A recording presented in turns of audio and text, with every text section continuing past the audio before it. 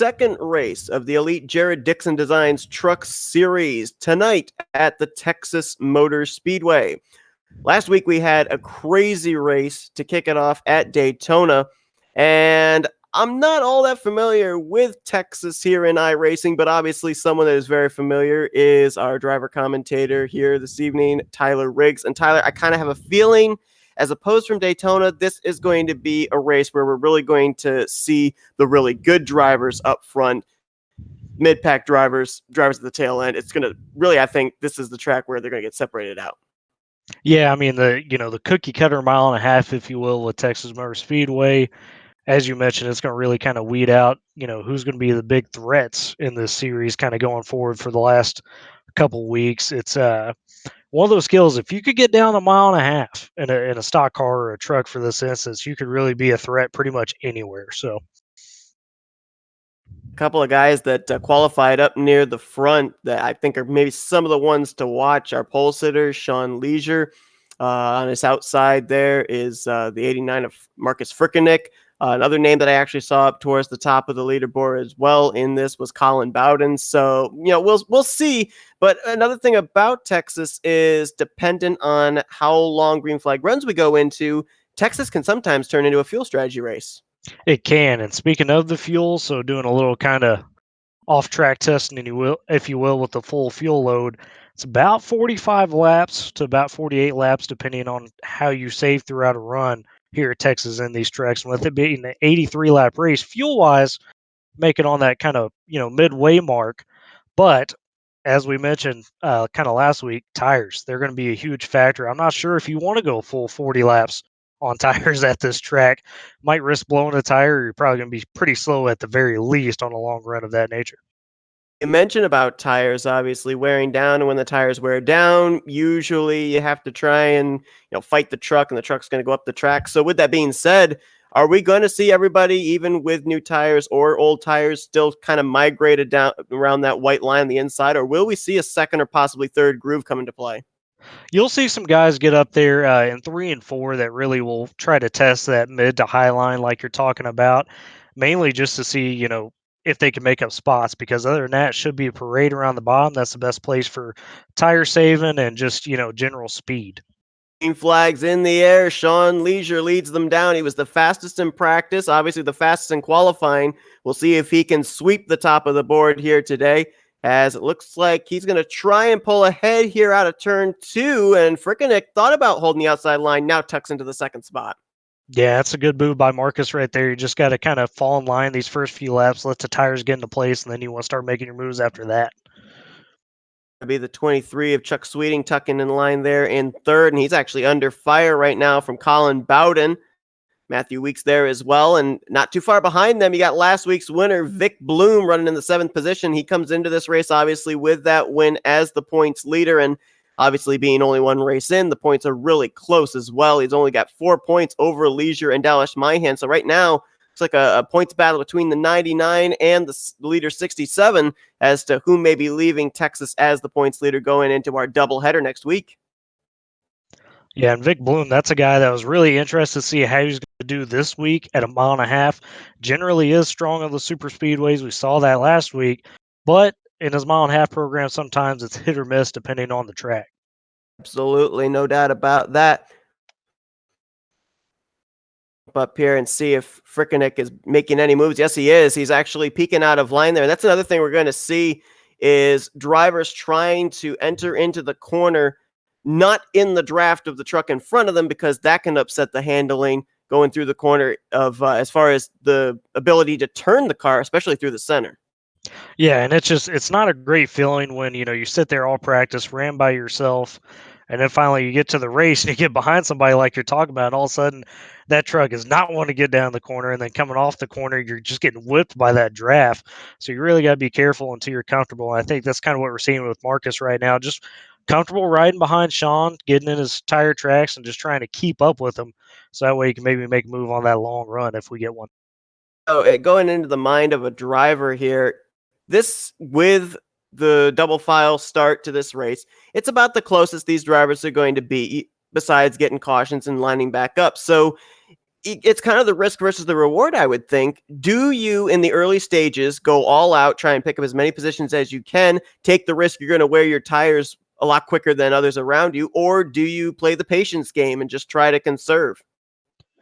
Well, something we're finding out with this tire model, pretty much across the board, is that it doesn't matter if it's a long or a short run, unless it's we're talking just a couple laps after the green. Really, you want to save tire because as long as you get to about lap 10 on a run or so, that's when you're going to start seeing who's saving those tires, who's doing a good job of not killing that right front. So really, unless you're at I don't know maybe Bristol, it's always going to pay off to kind of save some tire. Battle brewing here for the sixth position. Last week's winner, Vic Bloom, trying to get by Michael Schulgemilch. And the one thing I'm noticing with him is he's not ducking out of line going on the straightaway. He's actually trying to run about a half groove higher through the corners. I don't necessarily know, but would there be any advantage to that slightly outside line as far as any straightaway speed, or as of right now, do you think everything just kind of cancels out? I think it does have some credence in the sense that you're going to get a little bit better launch off the corner. And with him being, kind of in the flow of the pack right here, that could be an advantage as we get through the long run and just being able to kind of make up some ground. Now, the downside that could be you could wear that right front a little bit more being up in a groove where it's maybe not as worn in. Leisure continues to show the way, but he has not gotten away from Marcus Frickeneck there. He is still only about 2.5 tenths ahead of the 84. And so right now, if you're Frickeneck, are you sizing up the 67? Are you currently just kind of running your own race, not really paying attention to the truck in front of you? Or are you even maybe looking ahead, as you said, that fuel window that these drivers have is going to be just around halfway? I mean, are you maybe looking forward towards that? Already talking to your crew chief, already calculating, when do we want to come to pit road? Well, on as far as the pits go, you have to do what the leader's doing. It's one of those deals where I don't, he's not faster than Sean. He's probably not going to be. They're going to be neck and neck. So you got to be able to match in terms of strategy. But in terms of, as you're mentioning, sizing up Sean kind of, later in the run, that he's been doing that from lap one. He's been in Sean's tire tracks, just kind of seeing where Sean's beating him, where he's beating Sean at. And so that's one of those deals as you get throughout the race, you don't have to look to capitalize on it, right away, but that's one of those deals you just keep in your back pocket for that final stretch run. What I find incredible. We're 11 laps in, and as I'm looking at our top five, or actually, let's just talk about the top three. Their fastest laps were all in the 29s, 29.9s. They're now running 30.2s, so it shows you just how quickly that tire is going away. Yeah, and my little I did about 15 laps as a test session earlier today, like I was talking about, and I mean by lap 10, I was already a good half second off from where I was earlier in the run. So it definitely falls off really quick, and that's just a byproduct of being in the afternoon time on a mile and a half. It's going to happen. The guy that sponsors the series, Jared Dixon, the 16 truck, just now moving by Brady Clark. That's for ninth. He's actually picked up a couple of spots since the drop of the green flag. And another driver that's actually slowly working his way through the field as well is the 79 of Tyler Dixon, right now running in 13th. So we're starting to see a couple of guys that maybe figured out during practice just what their trucks could do on the long run. Right. These are guys that probably said, hey, I may not have the qualifying speed to work with or the short run pace. So, as you mentioned, they just said, hey, let's work on this long run, get it down. Because at a track like Texas, where there's a good chance you're not going to get a whole lot of cautions throughout the race unless it's just a really slick sit, which is not, you're going to be able to make up a lot of ground on that long run and, find yourself just creeping up into the, close to that top five, depending on who you got that's, really good on the short run. Daniel Martinez trying to crack the top 10. He's trying to take a spot away from Brady Clark. Right behind him, you've got Logan Shea in the 0-3. Pretty good battle here for the 9th through 11th positions. Yeah, and it's one of those deals where they're all probably thinking, "Hey, man, let's relax a little bit here," because when you get battling like this, you can lose a lot of time in the middle of a run. To you see the train of guys behind them closing in, and maybe licking their chops a little bit and saying, "Hey, if they start battling here, we could really gain some spots." Absolutely. We bring up the fact that, we could see these drivers making green flag pit stops. Now, Daytona, not so bad. Obviously, it's a risk when you come to pit road with a lot of other drivers. But in terms of Texas, where do you see it as far as the difficulty scale, especially with the fact that these guys are going to have to slow down to 45 miles per hour coming out of turn four? Well, and that's the big ticket right there you just mentioned. It's all about being clean off the corner, into that transition into pit lane. That will bite a lot of guys. I wouldn't be shocked if we see a couple guys wind up, a lap down here and there, and you're going to say, well, what happened to them? It's probably going to be because they got a speeding penalty coming in. And I these guys did pretty good last week as far as keeping control under braking, so I don't see anybody kind of spinning out getting into pit road, but you never know. That could also be a big factor. Sweeting moved his way by Frickenick for the second spot, so now he's trying to reel in Sean Leisure for the race lead, and it looks like right now Sweeting is running slightly better lap times. That last time by, Leisure ran a 30 flat and Sweeting ran a 30.8, so he is slowly chipping in. Question is, though, I've been trying to watch here in practice, where do you make passes? Because everybody is down there on that inside line through the corner. So it kind of seems like you have to try and get a run off the corner and use the straightaway maybe as a passing zone.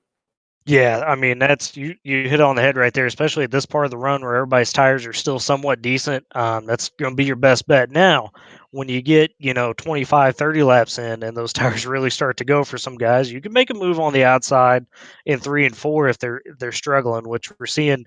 Marcus Frickeneck, he is just dropping right now. He must have just not been able to really conserve that right front, but he's a prime example of a guy when you realize, hey, I've got better tire than him. You could really kind of pass anywhere on Texas. The only real danger spot is coming out of two where things kind of tighten down on you really quick out of the corner. Just noticed him through 3 and 4 get the splitter and that left front down on that white line, which is the transition from the apron to the banking of the corners. Can that upset the truck at all if you hit that splitter down there? Yeah, and that's more setup dependent. These trucks are pretty good about being able to kind of take that, and it's not going to affect you too much. It's not going to really do too much to you. Um, but it's something you just don't need to do. You don't want to do. And Seth, we got Chuck Sweden. He's taking the lead now Yes, he for Sean did. Leisure. And Holy I smokes! don't know if it was just being up there out of the groove or what, but Leisure lost a lot of momentum and he's now lost second to Colin Bowden. So just like that, he's fallen from first back to third. Well, and you could tell Sweden and Bowden, they were kind of riding about second and a half back of Leisure and Frickenick to start the race. So maybe they were really being cautious about saying, hey, we're just going to run a pace here, save up that tire. And now they're taking over on the long run here. Absolutely. I mean, that's one of the great things about these mile and a halfs too, is with what we said and what you said about, tire conservation and everything. You have your comers and goers. You have those guys that are going out there laying down the fast lap times early, not saving, and then all of a sudden you see them fade back and up come the guys that save their tires. Oh, no doubt. It is the worst feeling as a driver. I mean, I did it, what was it? I think it was Atlanta there towards the end of the cup season. Hit the pole, feeling good. Got 10, 15 laps in, still leading. Then all of a sudden, you talk about the comers and goers. I got freight trained by about 5 or 6 guys all of a sudden. And you just, at that point, you say, oh, okay, I messed up. I got to be better on the next run. So we'll see how Leisure kind of adapts here as we go forward in the race. There's a group of guys back here for 15th, 16th, and 17th that finished top 10 last week at Daytona. And kind of what we said at the beginning, Daytona, everybody's on a level playing field. It really is all about positioning, right place at the right time to get a good finish. But you got Dallas Myhan back here, Dustin Dewar, as well as Joseph Costello, who dropped rapidly Oh, and he's in the wall a on little bit on the the front stretch there, too. yeah, So. I think he's gotten the wall. There's some pretty good damage there on the back end of that car, and I'm waiting to see as he comes around here. He may have slid it up into the wall because there's actually damage on the looks like the left rear of his number 60. Yeah, and that could have also been a little bit of a bump too. Got him out of the groove. You never quite know there. So he's going to have to be able to rebound now. And this is the spot of the race when you drop back like this. You just got to kind of collect yourself and say, all right, I lost a ton of spots, got a little damage on the truck. You just want to get to that first pit stop. Hopefully, you get a caution at some point to be able to really fix that damage. So he's not quite out of it, but he's definitely going to have to recollect himself now. Definitely. I was kind of thinking to what you were saying. I think correct me if I'm wrong. I think you said lap 45 is about what they can stretch it to. Yeah, and really the fuel run hit about 46, like max. So you might see a couple guys. I'd say the absolute window is 48, maybe the max, depending on who saves what. But yeah, probably about 45 is going to be the sweet spot if guys really try to stretch it. But as we talked about the tire thing on some of these tracks, and I don't believe Texas is going to be one, but we've seen where it's better to go half a fuel run, get tires, and you actually make up more time that way by just being faster over the average of the run. So I don't think anybody will try that tonight, but you may see a couple. Colin Bowden taking the lead here. I was kind of thinking if that's the case, we could end up, if we manage to continue to stay under green, and hopefully I haven't jinxed it because I love these fuel mileage races. But if we do see drivers kind of look at it, that we are going to try and go that 45 to 48 laps, you're going to kind of have two different groups of drivers: those that are going to stretch it all the way to the end, and then those that are going to stretch it as far as the fuel window will let them to be able to make a pit stop and then make it those maybe 45 to 48 laps the rest of the way. Right. And that's just one of those strategies that is probably a lot more beneficial for your guys that are in that 15th on range because time wise, they're about 10 seconds back already. So the longer you could stretch and kind of be able to have fresher tires in a run compared to guys that pit earlier. That's going to be at your advantage. Now, obviously, you got to be able to save those tires, but still, that can make up anywhere from 2 to 3 seconds. You never quite know. He's running about 2 to 3 tenths slower than the top two, but Matthew Weeks appears to be another of those guys that saved his tire early on. He got around Frickenick for, I believe that was sixth. He then worked his way by Sean Leisure for third, so he is quickly moving his way up there towards the front. Right now, running just about, I believe, 2.5 seconds behind race leader Colin Bowden. And right now, another driver that's actually starting to work his way up as well is Kevin M. Finn. The last time I looked, he was back in the 13th position. He's now up to 9th. So we're starting to see some of these guys that are starting to work their way up to the front. So the question I have is if you're looking at someone like the 24, maybe the 84 in front of him, the 00, do you maybe try and short pit to jump the leaders? They're in kind of that danger zone where if they do that, they're going to have to decide on it pretty early. They can't be, thinking about it as you're coming to that window. They've got to be committed to it and they got to do it clean because if they mess up at all trying to do the short pit strategy, they're going to wind up losing, 3 or 4 spots. And then they're going to have to kind of gain that back just to be where they already were in the run. So you got to commit to it and you got to do it clean if you do it. And if you do that, it could really pay off in the long haul of it. Battling's been going on here around the 7th position. Michael Schlegelmilch is under fire right now from Kevin Finch. Schlegelmilch actually comes into this race in the top 10 in the stands. I believe he's 7th in points. Another guy not too far behind him, Chris James, who just moved his way into 9th. He finished Daytona in the 8th position. So a couple of guys that we talked about that are struggling that ran well at Daytona. Then you have a couple of guys here that are carrying on the momentum they had last week.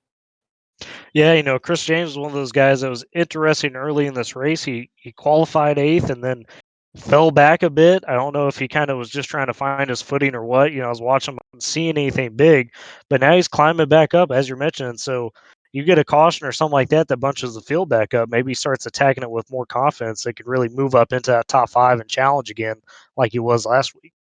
He's running lap times right now that are faster than third, fourth, and fifth place. So he's definitely got a top 5 truck, especially on the long run here. Move back up to the front, and really, Chuck Sweeting hasn't let Colin Bowden get away. Now, he looked like after the pass was made, looked like he was thinking about challenging to take the spot back. Hasn't really been able to get to Bowden's back bumper, but I got a feeling these two have a little bit of unfinished business. I think these two are going to start battling it out in a couple of laps again. Yeah, and you got to be careful with that too because they've got such a big gap on Matthew Weeks that they're both probably thinking, hey, we want to be out in front leading this race, but at the same time, you don't want to make kind of a dumb move early and cost yourself and that guy, that's battling with you because as you're mentioning and seeing, they're probably early on the best two trucks right here. I don't think we'll see the track change too much for them to really, have to do anything different. So as long as they keep their pace, they'll most likely be these guys battling out at the end. just saw them make a pass on Shane DeMantova. He is a lap down. A couple of other drivers that are off the lead lap as well. Brady Clark, who was actually up inside the top 10 near the beginning of this race, is now down a lap. Brian Delp, Rishav Kosla, and Jared Dixon's actually out of the race. I actually didn't notice that, but he has taken his car or his truck actually back behind the wall. So not sure what happened to him, but he is multiple laps down and looks like he has actually finished this race out as we just had a lead change. Yeah, you mentioned that they're going back and forth and kind of just feeling each other out here in the late stage of this run. We're getting close on that fuel window here in about another 5-10 laps. We'll see who starts kind of playing that strategy. And I think some of these guys that may have been a lap down, you're seeing Brett Jones right there duck off. I think they're just kind of saying, hey, we'll short pit, maybe you get a caution, and you wind up gaining a lot of spots on the back end of that. If Brent's going to be able to pick up any spots, he's been running pretty much just outside the top 15 the entirety of the race so far. And I think for some of these guys too, they come into Texas with the mentality, okay, I know that I don't have the truck to be able to win this race. I got to set a goal for myself, a top 10, a top 15, and pretty much just shoot for that. Because if they try and go for more than what they're capable of, they're probably going to end up wrecking themselves. Yeah, and for these guys especially, they're just out here trying to make sure they run clean races, like you're mentioning, because they know, hey, I'm not trying to compete for a big time championship with the trucks. I just want to run a clean set of races and get approved for that Xfinity series upcoming.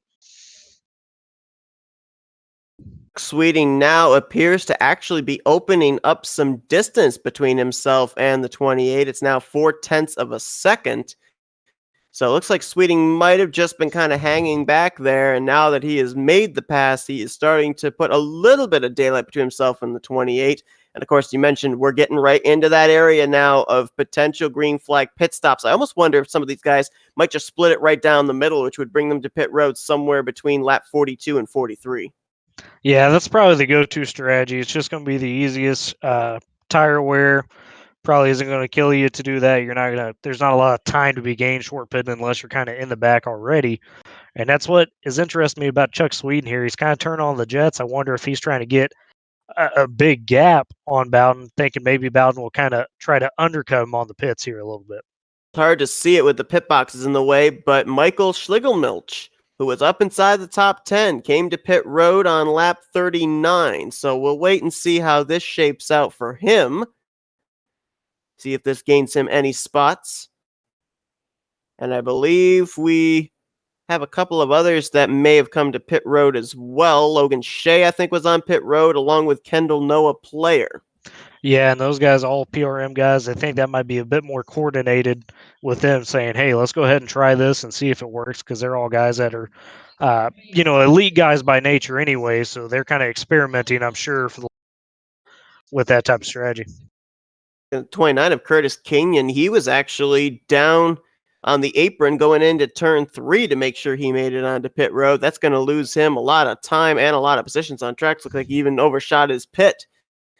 Oh yeah, that's tough, and that's one of those things you forget about it in the run of practice leading up to the race. But if you just take 10 minutes to say, "Hey, I'm going to practice green flag pit stops, no matter what track it is," it usually pays off over the course of the race, just to save you, like you're talking about, a little bit of time. Maybe you don't overshoot the box because it's hard to be able to get into your box clean with kind of warm brakes. Because Frickenik on pit road. Frickenik was running up inside the top 5 on the final lap last week at Daytona. Got spun off the nose of someone, finished the race out in 19th. So certainly looking to bounce back from that. Question is, though, when do the leaders come to pit lane? And I kind of think if you're the 28, you might want to try and fake out Chuck Sweeting and try and come to pit road maybe a lap or two quicker than he does.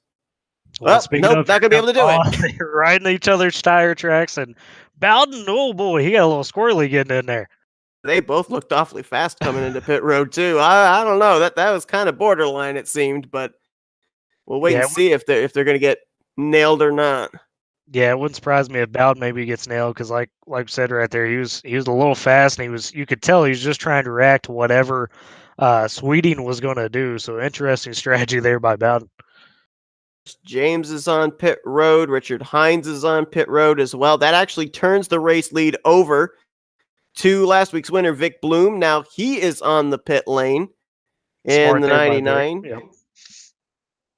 Kevin Finn is in as well. Matthew Weeks is going to stay out. Caleb Thompson, the 04.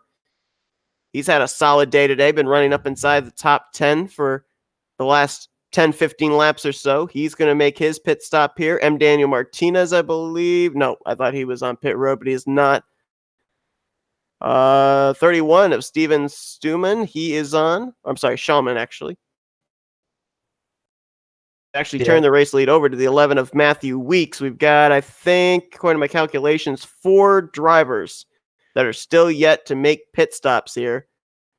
And there's Weeks the caution. Caution! And this changes up a lot of stuff. Boy, you hate to see a caution right in the middle of green flag pit stops. Yeah, and that's just some of the dangers, though, cycling through a green flag. A lot of times when you get that cycle going through, guys are a lot faster than the old tire guys. You get accidents that way. We'll have to see what happened here. Something happened on the backstretch, it looks like. There's smoke lingering there, and I see some skid marks. But I'm not necessarily certain who it was that brought the yellow out. Yeah, I'm trying to comb through and see who's got big damage. Something of that nature.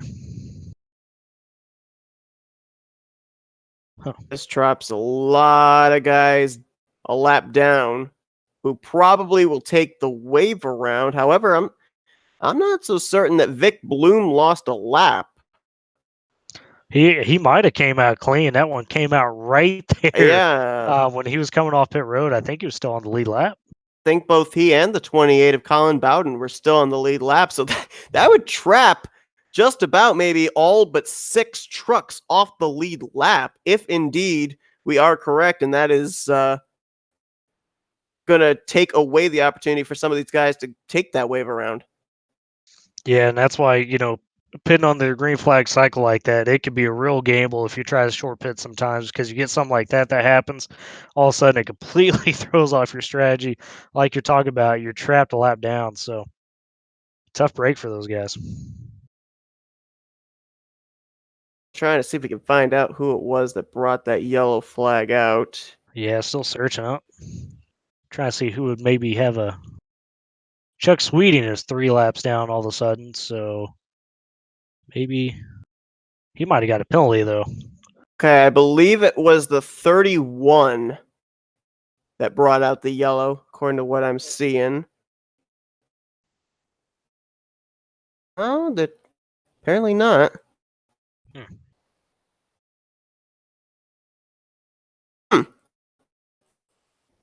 That's the tough thing, too, about green flag pit stops is everybody is all over the track, so it's hard to be able to pinpoint just exactly who it was that brought the yellow out. Well, I'm not seeing any. Dallas Myhan was given the EOL, so it might have been him. Okay, we'll see if we can find out what happened to the 41. That's last week's runner-up at Daytona. He's still on and the lead lap, it was too, him. so. It was him coming off of turn 2. I believe it's hard to tell, but he was really slow. 79 of Tyler Dixon goes around him. I think he had a tire down because, boy, that truck just snapped around and the rear end almost came up. I think he had maybe a left front down or something. I think you're right there. He was one of those guys we had mentioned there was only about 3 or 4 that had stayed out to that point. And sometimes you don't realize your limits of the tire where you're at with it. Yeah, seeing it again, looking how that truck reacts right there is absolutely a blown tire. And that's just one of those deals that it gets you out of nowhere at times with this new tire model. Very lucky, too, I think we can say, with it being green flag pit stops. Everyone had kind of spread out. So if they had all been close together, it probably would have been difficult to avoid Myhan, who spun right up into the racing track surface as far as the racing line. Yeah, and when you blow a tire like that, you lose pretty much all control in terms of trying to turn that thing. Had it happen a couple times there towards the end of the season. It is not a fun experience trying to keep a hold of it. And then only that, you got to try to limp it back around to pit road. So, yeah, very lucky the field was spread. Just want to make a correction on my part. That was actually the right front that went down on his machine. I said the left front, so my mistake there. It was easy to see from the helicopter cam there which side of the truck bogged down. Yeah, it's an interesting little model when the tire goes down. It kind of feels so out of place. It's one of those deals. The interesting thing, though, for Dallas Myhand is he was still on the lead lap. He had not yet pitted. So even though he gets the EOL, he's still going to still get to restart back, I believe, in the 8th position ahead of all of these wave around drivers, which it looks like down to about 20th place, Curtis Kenyon. They were all able to take the wave around since they were ahead of the leader, Colin Bowden, at the time. But Myhand, I mean, that kind of helped him in a way because it gained him about 10 positions. Right. And, obviously it's not like he tried to do it on purpose. He didn't sit there and say, well, I'm Right, just going to yeah. blow this tire and catch it. But yeah, I mean, it worked out that way with just how it was. Kind of a lucky break for him. And want to mention, too, Chuck Sweeting looked like did get that penalty we were talking about between him and Bowden, how they got in really hot because he disconnected there right after his pit stop. So I'd imagine he must have got uh, a hold for speeding. Right there for Sweeting, as it's going to be Colin Bowden, the race leader. He chooses the top side. Vic Bloom will start second. Scott Haney, Michael Goodman, that's third and fourth, so that caution certainly helped them. Matthew Weeks, Brady Clark are your top six, with Dallas Myhand, Kevin Finn, Chris James, and Michael Schligelmilch, who was one of the first guys to hit pit road. He restarts top 10. Tyler, we're in the fuel window. These guys can make it the rest of the way. So now what do you do chasing the checkered flag? Well, I tell you what, Colin Bowden is praying for no more cautions because with Chuck Sweeting gone, he may not have another guy that could really keep up with him on that long run right there. We saw him and Chuck get out to a huge lead over the course of that run. And for everybody else, they're just trying to kind of work and see what they could do better on this run than they did last run and maybe get themselves into that top five. Or for somebody like Vic Bloom, who wasn't too far off, maybe he feels like he could stay with them. A battle back here for the 15th position. Frickeneck side by side with Dylan Hickey, who actually does have some damage. Kind of wonder where that came from. A lot of front end damage on that Dr. Pepper machine.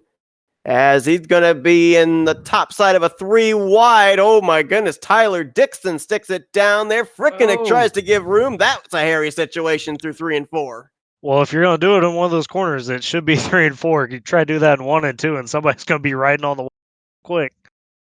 Driver that really got hurt by that caution when it came out was Sean Leisure, the 67. He is now back in the 17th position. We saw he was falling back on the long run anyway, but he wasn't this far back, so he's got a long way to trudge if he's going to get back up into the top 5.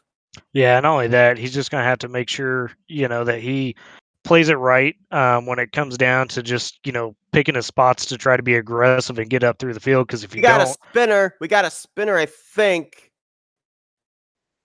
Thought I saw someone spinning down towards pit road. Maybe not. maybe it may have been Richard Hines. He's just now coming off pit road, but he was Oh, 2 I think it was laps the down, so double I don't know. zero. I think it was the double zero of Schlegelmilch. Schligelmilch. Yep.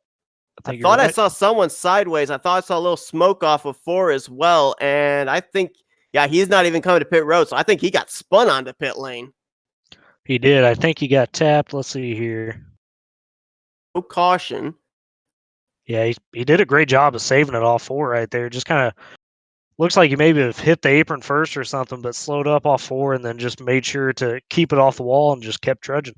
Oh, yeah, he got a little bit of help from behind by Logan Shea, and he was really slow there. I'm wondering if he was coming to pit road on purpose, and Logan Shea just didn't get the message, but pretty amazing that we didn't have a multi-car wreck right there, because miscommunication usually is one of the chief reasons that cautions come out.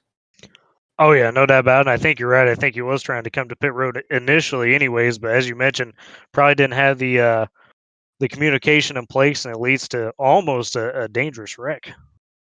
And while we were looking back at the replay there, we had an exchange for the lead again. Colin Bowden just lost the spot to Vic Bloom. I don't know what happened to him, but he's now lost another spot as Michael Goodman is now up in the second position. And that's the beauty of these 1.5-mile tracks with the fuel strategy. I mean, the timing of that yellow Goodman, we have not mentioned him all day long, and now he's up in P2. Yeah, he played it really well on that long. Kind of caught the break right, and when you're back in the pack like he was, you really got to commit to one side or the other of just saying, hey, I'm either going to stretch it out all the way or I'm going to short pit. And he committed to stretching out. It paid off. Haney also benefited from that yellow coming out. He's up in the 5th position.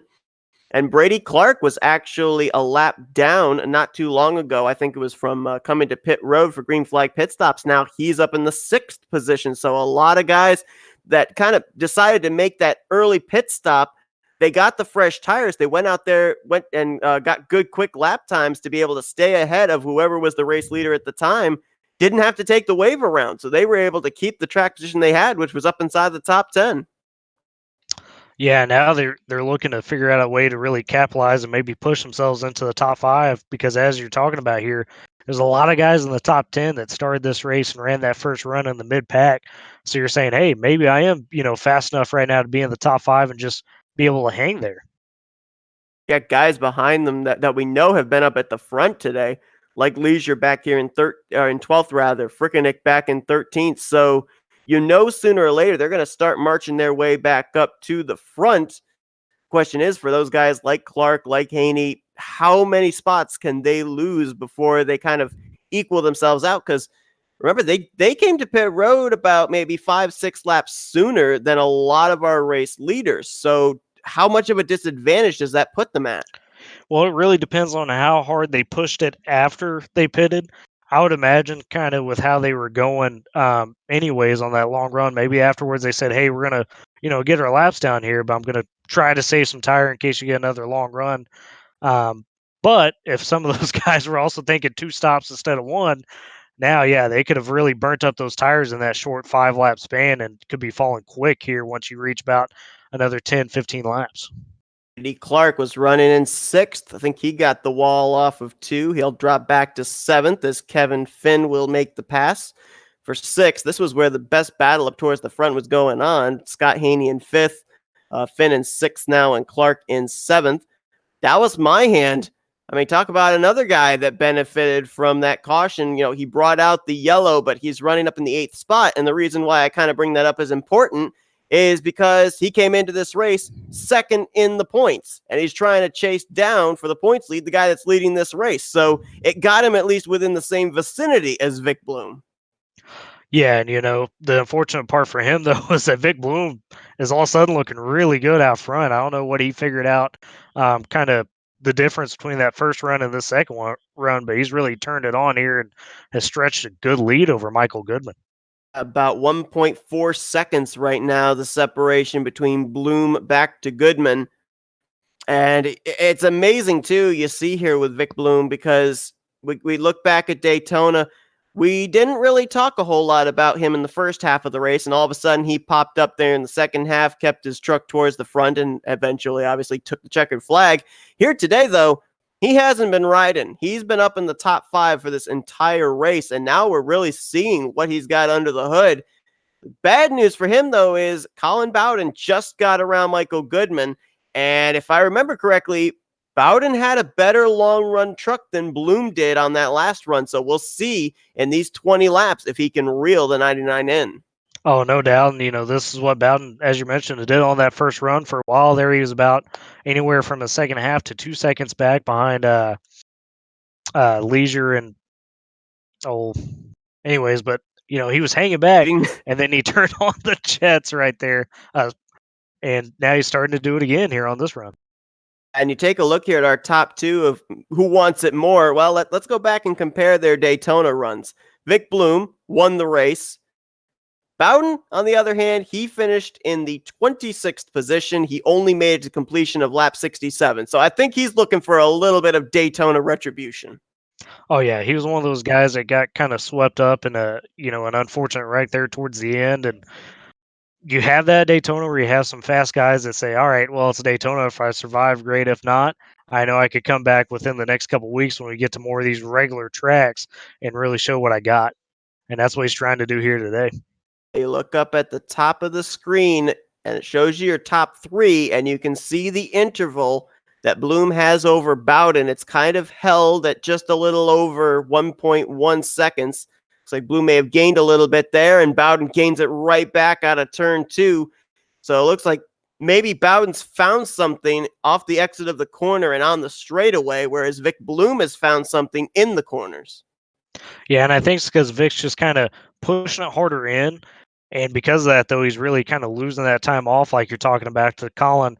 And not only that, Vic's got to be careful doing that because that's where you kind of really wear your tire if you're making it squeal going into that corner.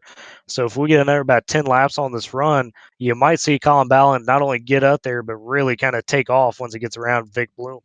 One thing I would kind of wonder about Colin Bowden, though, is it's about maybe 8, 9 truck lengths between himself and the race leader. So right now he's kind of got clean air. But once he gets up behind that 99, is his truck going to handle the same way?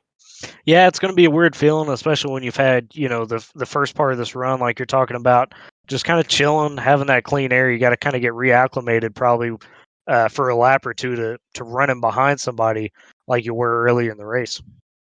On Leisure, who started on the pole, has worked his way now up to 10th. Tyler Dixon, who we saw make that 3-wide move when we went back green, he's up to 11th, but the both of them currently sitting over 6 seconds back from the top two. So without the aid of a caution here in these final 15 laps, they're basically out of it.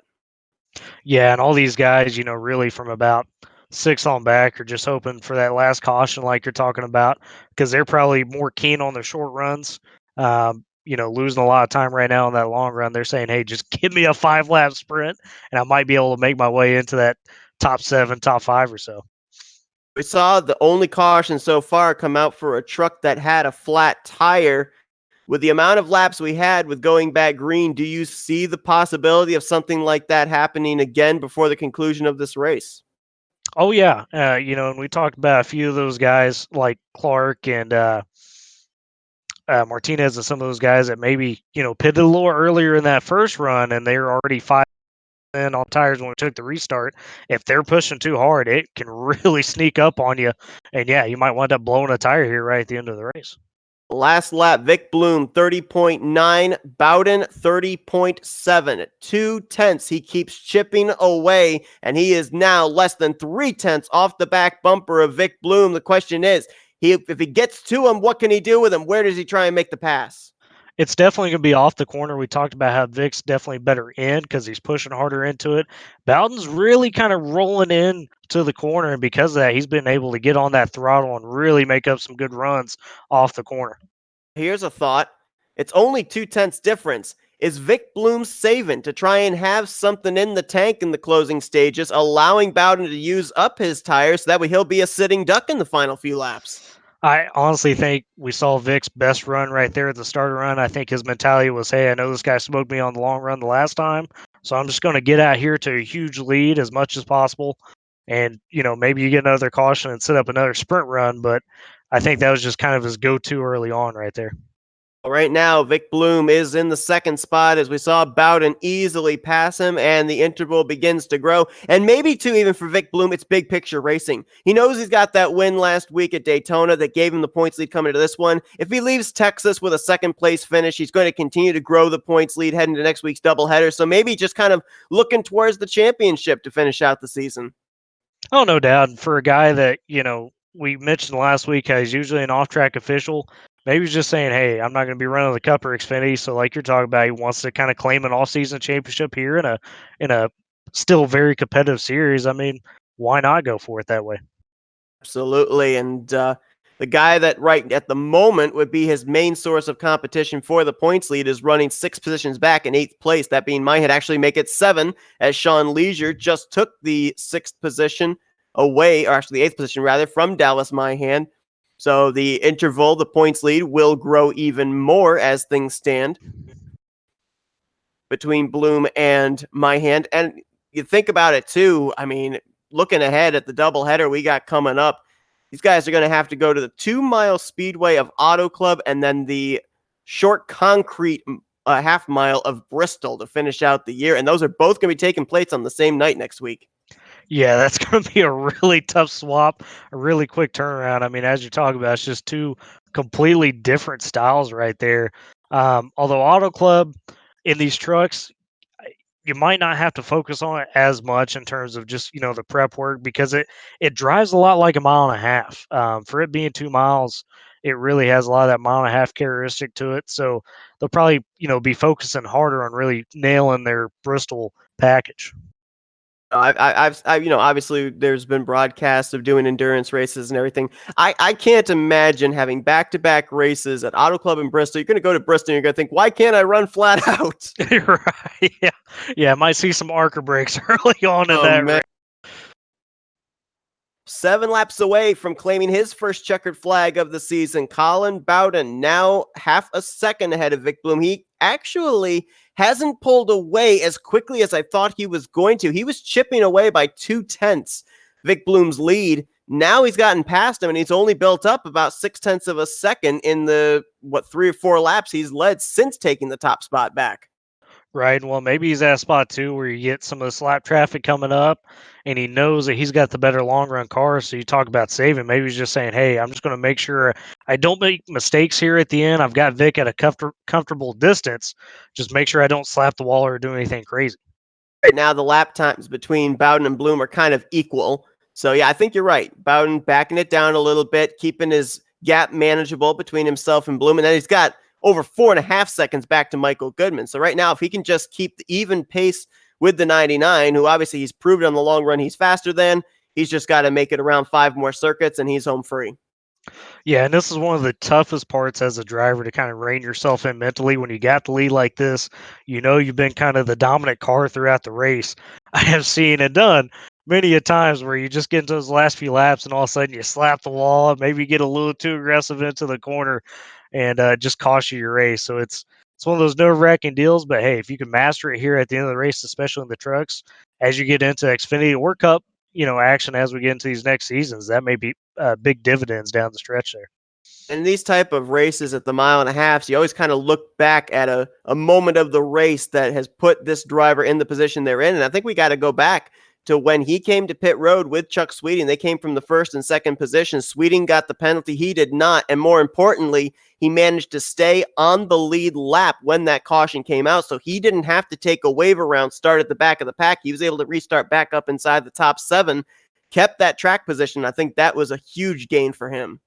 Oh, no doubt. And it's what we talked about at the top of the broadcast here as we were talking about the long runs. It's the tale of two sides really of making sure you get the clean transition from off 4 into pit road, not screwing up, getting a clean stop versus you get yourself that penalty and now, it's a completely different race for you. So definitely props to him. But how about Michael Goodman back here in third? We talked a little bit about it when that caution came out. He's one of those guys that benefited. He's done a great job to kind of stay up here and just hang tight. Absolutely. It looks like he's going to drop maybe back to 5th, but that's still a Yeah. top 5 run for a guy that spent most of the first half of this race down in the 15th, 16th position. Kevin Finn, another guy that really benefited from the timing of when he made his green flag pit stop. Looks like right now he's in line maybe for a 3rd place run. Scott Haney. I don't think I saw that car up inside of the top 20 in speeds in practice, and that car is going to come away with a top 5 run in 4th. Yeah, I mean, Haney and Goodman are both, elite guys that competed last season that really spent a lot of time just riding in the back, learning, trying to, figure out how to improve, when it comes to being able to run up front, do it cleanly, and just, yeah, big, big days for him. That's great confidence boosters as you go into next week and then rolling into the new season. And Kevin Finn, I mean, he's a guy that we saw during that first run had a decent long run car, puts himself in the spot to really capitalize on it, and he probably won't have enough time to chase down Vic Bloom, but just what a run. What a difference a week makes, too, for Colin Bowden. Last week, 26th at Daytona, and tonight, a winner at Texas. And obviously, it's really going to be hard, I think, to bounce back from the bad performance at Daytona, but this is certainly a step in the right direction. He's going to, with the points as close as they are, he's going to pick up a lot of spots in the standings. The question is, though, is Daytona going to kill his championship run? We're going to have to wait and see what he does at Auto Club in Bristol, but at least he can check mark up a win here in the series. Yeah, just a dominant performance today. Really only had one guy kind of competing with him in Sweeting, and then, makes a run there against Vic Bloom at the end, but really clean race by him. Very impressive stuff. One of 3 guys at the top of the speed charts in practice, but a lot of times speed doesn't always count at these type of racetracks, it usually comes down to managing the equipment, managing the tires, and Bowden certainly did that as well, along with having a very fast truck, as he's burning it down here at Texas and able to beat last week's winner. Vic Bloom's got to be a little bit of an added bonus for him, being able to deny Vic a chance at back-to-back trips to victory lane. It's like he's done that a time or two. Pretty good burnout there on the front straightaway for the fans. Interestingly enough, I caught Colin last week in a public lobby at Chicagoland with the truck, so he's definitely been getting his time in on the sim, doing it in public lobby. So maybe picked up a few wins. Who knows? He takes the checkered flag here this evening. Let's take a look at the full results from this race. And we went down through the top 5 down to Goodman. Brady Clark is another guy that benefited from the time of that yellow, bringing it home in 6th. And Sean Leisure, I know that obviously this is not the finish he wanted. He was up there towards the front. Probably would have come down between Bowden and Leisure had he been up there in the top 3, top 4 when we had that restart there. But definitely proved he had a strong machine. And the good news for him as well is that he actually did have a good run last week at Daytona. Came into this race tied for 2nd in the point standings, so this will at least keep him up there in the top 5 in points going into next week's doubleheader. Oh yeah, definitely a good big picture run. I think with him, he kind of realized today probably gonna have to go in the lab and work on the long run a bit because, as we mentioned, it's kind of where he struggled today. But to rebound and get that 7th place, I mean, hey, set yourself up nice for the next week doubleheader. Right now, it looks like the 3 drivers we would be mostly spotlighting next week to be in the running potentially for the championship would be Bloom, who finishes in 2nd, Leisure, we just mentioned, finishing in 7th, and Dallas Myhan, I think, kept himself in championship contention as well with a top 10 run behind M. Daniel Martinez and Matthew Weeks. So those 3 came into this race top 3 in points, all 3 finished in the top 10. So I kind of think maybe it's just a 3-horse race going into Auto Club of Bristol, or do you think Bowden will have jumped enough spots if he gets a good run at Auto Club to still be championship eligible at Bristol? I think if Bowden kind of comes out strong again at Auto Club, like you're talking about, he puts himself in a spot just because you never know what's going to happen at Bristol. I mean, you could get a 5-6 truck pileup real quick off a corner. It's such a bull ring, and you're going to have a lot of trucks on that track. So he's a guy that if you run strong at Auto Club, like you're talking about, I think he puts himself in kind of a dark horse outside shot position for Bristol. What else really impressed me as we're going to look down through the remainder of the finishing results from tonight's race is we ran 83 laps and only 1 caution, and that caution came out because someone blew a tire and nobody else was involved at a track where, grip seems to not really be there. The tires wear down so much. I'm actually really shocked that we didn't see more than 1 yellow during the course of this race. Well, and after viewing last week too at Daytona, a first time group together like that to be able to run as clean as they did last week, we wondered if it would carry over. And yeah, tip of the cap to everybody carrying over once again. I think they're all kind of showing, hey, we belong here. We're able to kind of handle the league scenario, and it's just that's what you want to see from guys that are getting ready to come into the league or potentially come into the league. Not necessarily where they finish, but if they could run respectful and clean week to week like this, I mean, it's just going to make the racing so amazing when we get to Xfinity Cup. Absolutely. I mean, nearing the end, well, even the whole second half of the Xfinity series, it just kind of seemed like everybody stepped up their game as far as racing clean and everything. And you pair that with what we're seeing here and knowing that some of these guys are going to be running Cup, running Xfinity, it's like, wow, this we may be in for some really interesting seasons coming up here. Oh, it's got me ready to go for Monday nights already. I'm just kind of plotting like, all right, who am I going to have to watch out for? Well, third place finisher Kevin Finn, who made a charge there late from 5th up to 30, came into this race 13th in points. So be interesting to see where this positions him, but we're going to get him in here for an interview first. So let's see if we can get a word with Kevin. Last week. Kevin, it's Tyler and Seth up here in the Flatout Racing Network studios. You got us? Yep. Well, let's first talk about that caution coming out there in the middle of the green flag pit stops. I mean, obviously, you got to be aware of any scenario that could take place when the green flag pit stops begin. Did that in any way play a factor in when you decided to bring your truck to pit road? I was already on pit road when that happened. When the caution came out, I was leaving pit road and put me a lap down. I raced from 15th all the way to 5th. Definitely did not. We saw you, especially there in the final 5 laps or so, actually work from 5th up to 3rd. So if you had been able to have a little bit better starting track position there on that final restart near the halfway point, do you think you would have had anything for the 99 and then eventually the 28? I would think so. It felt really good on these tires. It seemed like the first run, everybody was burning them up pretty quick. I got pretty well with figuring out how to use this new tire model and stuff. But yeah, I felt like if I had another shot at it, I definitely could have contended, maybe. But if we had another caution, that definitely would have helped. Tyler's got any questions for you here? Yeah, Kevin. So, going into next week in this doubleheader, it's a weird mix of tracks with Auto Club, and you got to turn around and race Bristol the same night. With you having this good run tonight, are you just looking for kind of another couple top fives next week, or are you kind of all in on trying to get a big win next week? Would love to win. Everyone wants to win, right? Right. But I feel pretty good at Auto Club. I'm better at the bigger tracks. The shorter they get, the worse I get. So Bristol is kind of like Daytona. It's kind of a guessing game. You got to avoid the wrecks, but Auto Club's a good track. I like that track. Well, there you go, Seth.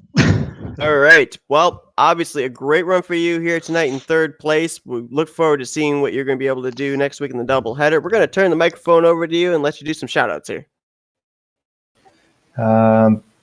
Shout out to my team, I guess.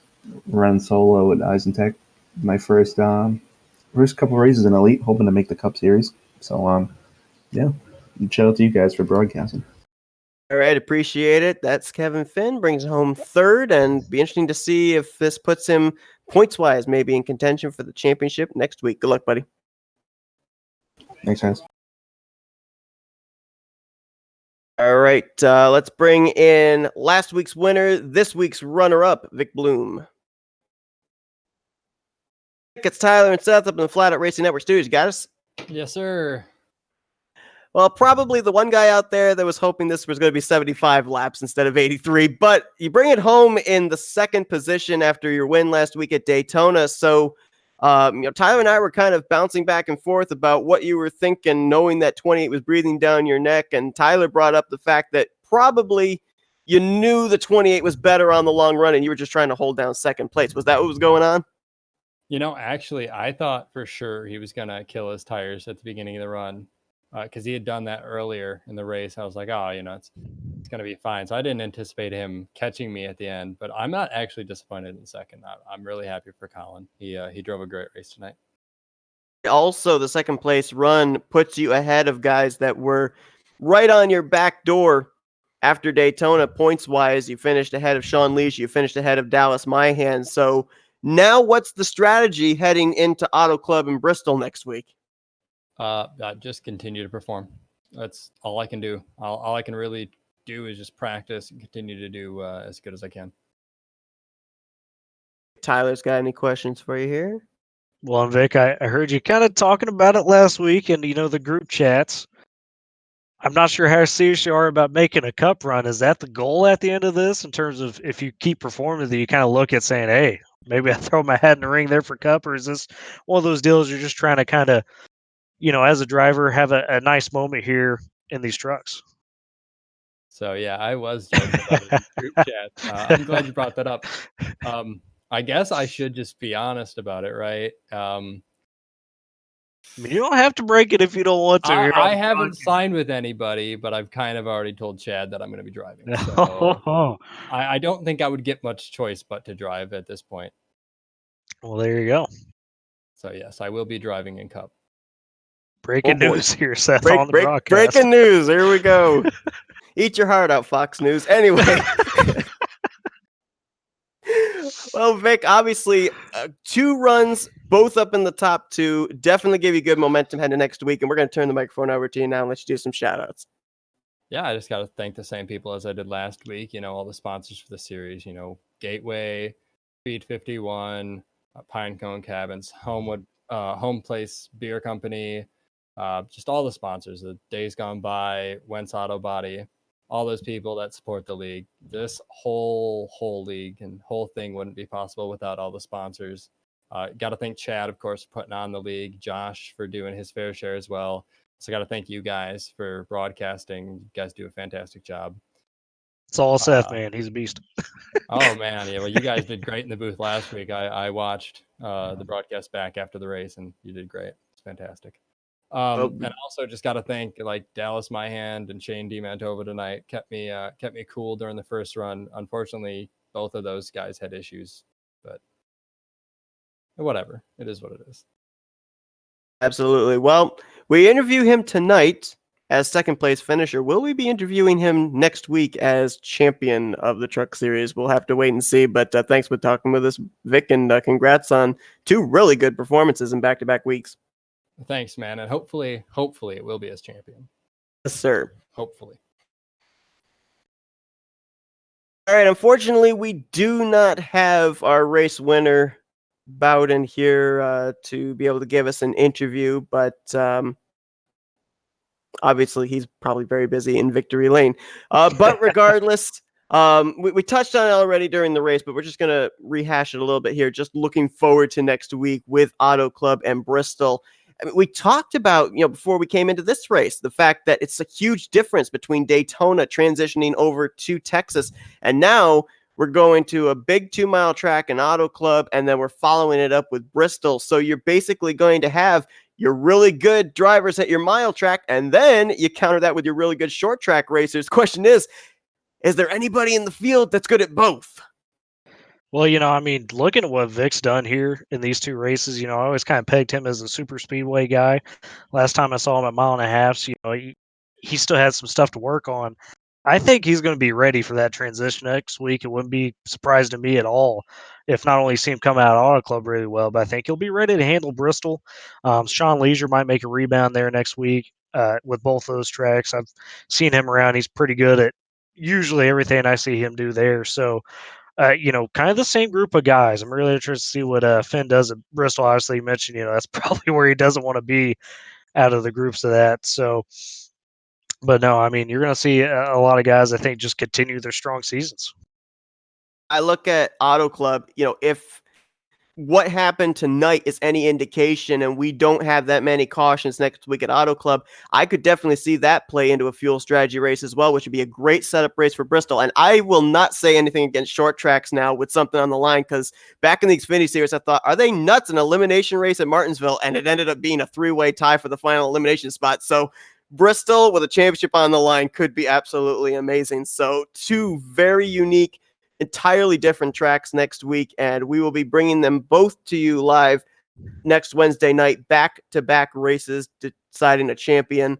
But I think it's going to be absolutely wild in terms of Bristol being the track that's going to decide who's hoisting that championship trophy. Oh, yeah, and Bristol's just one of those tracks, you want to win at because it's such a unique track. When you're fast there, you just feel like you're on top of the world compared to everybody else because it's such a tough one to crack for most guys. So, yeah, it's going to be a blast next Wednesday, no doubt about it. We've been having about 25, 26 drivers show up for Daytona and here for Texas. So imagine that many trucks at Bristol. We're going to see slower lap traffic come into play for sure. So add that into the mix. And if you get green flag stops, guys getting in and out of pit road's going to be crazy. The scenarios you can build up, and we'll have to see if any of them play out. But obviously, that is going to be next week. It wraps up our coverage for tonight's race here at Texas. Colin Bowden taking the checkered flag at the Texas Motor Speedway. Tyler, once again, I want to thank you for joining me here. Hey, Seth, you're a beast, man. You make this easy. So I just come in and talk, and you do all the heavy lifting. Oh man, I'll tell you, it's always a blast to have people in here that, especially with the fact that now you get a commentator's point of view and you get a driver's point of view, because I have absolutely zero ideas about iRacing. The only iRacing experience I had, Matt Rudd knows this. He let me drive with a mouse at Martinsville in a modified. I couldn't even get off pit road. So yeah, that's all I can offer you an experience for iRacing. I've been a controller driver and still am here for a couple of months. So, hey, we're doing it hard. We're doing it on hard mode, Seth. That's what it is. We're just that's it. we kind of pat ourselves in the back, say it can only get easier from here. Pretty much. All right. Well, Yeah. hopefully everybody enjoyed tonight's race here from Texas. Again, be sure to tune in to next Wednesday when we bring you the doubleheader. We've also got a new series starting up tomorrow night as we will be broadcasting Fuel's IndyCar series, I believe it is. And we've also got another series in the works as well. Not certain what the scheduling is. I don't think we're broadcasting for them this week, but we will be having. We are? Yes, FTF is on Saturday. Our FTF coming up this Saturday night as well. We're going to be broadcasting select races for them. So got a wild week coming up here for the second half. But thanks everybody for tuning in to tonight's race from the Texas Motor Speedway. We will see you guys next week for the doublehead season finale. For Tyler, I'm Seth, and have a good evening.